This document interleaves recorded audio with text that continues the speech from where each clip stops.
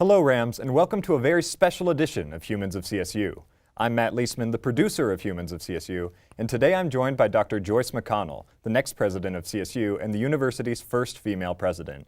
Joyce, welcome to the show. Thank you so much, Matt. I'm really excited to be here. Yeah, and we're very excited to have you. So let's jump right into it. I wanted to talk a little bit about your story before you kind of got into university administration. I understand you did your undergraduate at Evergreen State College? That's right, in Olympia, Washington. In Olympia, Washington. And you worked, from what I understand, several jobs to get your way through that. I did. I always worked, and I loved working actually while I was in school because it gave me some boundaries around my time, so it was really good. But one summer I worked as an Upward Bound counselor. One academic year I worked as a counselor in the Student Legal Aid office. I remember working at JCPenney's for a very short period of time. I really wasn't good at retail. And trying to think of what other jobs. I know I was a secretary at one point. So whatever I could do to earn money to pay for school. And what was that like, trying to balance the work life and school life? Well, like I said, I really liked it, actually, because I felt like it gave me some boundaries around my time, and I was much more efficient about using my time. Okay. So then moving on a little bit, before you really got into university administration, you were a law professor, and you wrote a number of interesting articles during that time. One I was particularly interested in was the feminist perspective on liberal reform of legal education. Would you like to expand a little bit on what that article was? Sure. So traditional legal education was really just one person standing at the front of a classroom and using the Socratic method, questioning with students, and then keeping them on the hot spot and really grilling them. And that actually existed as the primary model until about the late 1970s. And in the late 1970s, there was a big movement for not only changing what we did in the classroom, but also looking at the possibility of doing more applied work. So clinical legal education started. It really grew out of a legal services model, being able to serve people who otherwise wouldn't have had lawyers. And so by the time I became a law professor, and I did a fellowship at Georgetown for 2 years in a law clinic, we were doing a lot of thinking about what does it mean to transition from that traditional kind of legal education to clinical legal education, and what do we need to be doing differently in training students to be able to work with clients. And so the feminist theory was really informing how a lawyer thinks of a client, how a lawyer interacts with a client, adopting a lot of lessons from psychology about counseling. Okay. How do you with a client, how do you build trust? How do you build confidence? How do you ask questions that need to be asked? So that was the feminist lens. Okay, that's very interesting. And how do you think that lens has kind of prepared you for university administration? Well, it's such a great question. I think part of it is learning how to be very present for people. One of the things that is complicated about higher ed leadership is there's just so much, right? Because a university is a city. It's massive. It's massive. It has all kinds of operations. You've got to be attending to all of it. It's an ecosystem that all the pieces depend on other pieces.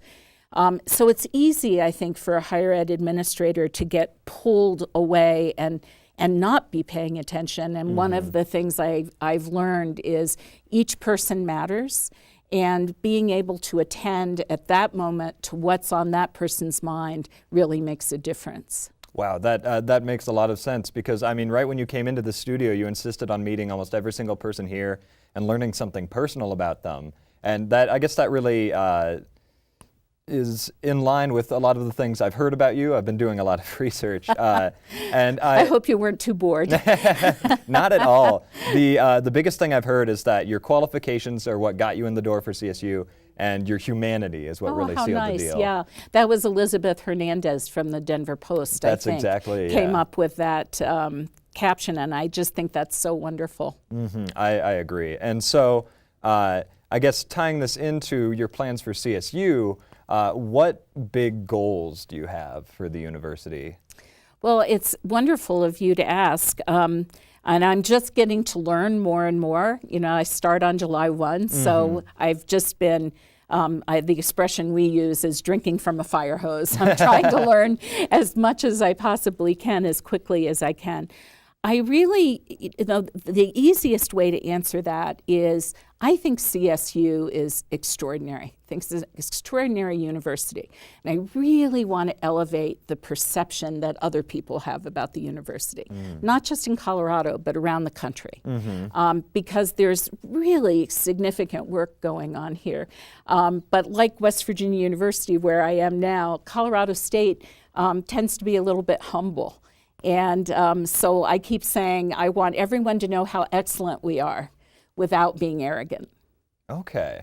And so I guess what areas of CSU do you think are being too humble right now? What have you seen that has just blown you away? Well, I think everything that's, there's so much going on in every college that it's quite amazing. But let's just look at a couple things that happened over the last couple of weeks. So Camille Dungy received a Guggenheim Fellowship for her poetry. What some people may not know is that's the second Guggenheim recognition in that department. Oh, wow. That's huge. Susan Bailey is the person who did the research on the twins, the one who went into space and the one who stayed home, and compared the telomeres from the two, and is looking at telomeres as a predictor of physiological aging. That has implications for health sciences in so many different ways, it's even hard to imagine. Yeah. If we were to have this conversation 20 years from now, I think we'd say this is the beginning of some really significant work. And then, of course, there's the work that's going on in vet med, not just in terms of animals, but using what they discover from the cancer treatment they're doing with animals, and then using that to see how that relates to human beings, and the new TMI facility that is going to be producing tremendous amount of not only services but also research. And so I just think that the incredible work that goes on here, people need to know about and celebrate, and maybe put it in perspective. Because when you tend to live in a place, you tend to think, oh yeah, Guggenheim, you know, no big deal. Take it for granted. Right, but it is a big deal. And so that's part of what I want to do. Wow. Well, I think you sold yourself a little bit short. It sounds like you've learned a lot about the university in a very small amount of time. Unfortunately, that is all the time we have for now. I want to thank you so much for coming on to the show, Matt. Joyce. I really enjoyed it. I'll be back. All right. Thank you. Dr. McConnell will officially become the president of CSU on July 1st, and I am excited to see the direction that she takes the university. That's all the time we have for this semester, Rams, but don't go anywhere, or don't forget to tune in next fall to meet even more Humans of CSU. I'm Matt Leseman, and from everyone here at CTV, have a wonderful day and a relaxing summer. That was